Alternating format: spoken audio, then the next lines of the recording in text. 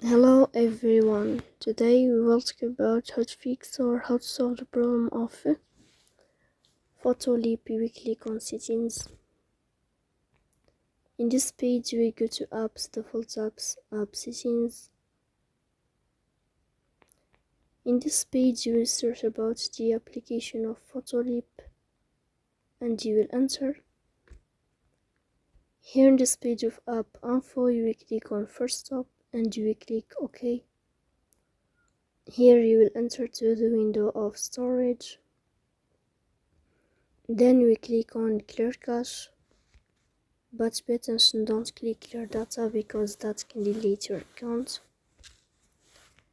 In the end, you can turn off your phone and you can wait a moment to restart your phone again. If it's not working with you, you can update your app, so please don't forget to support us.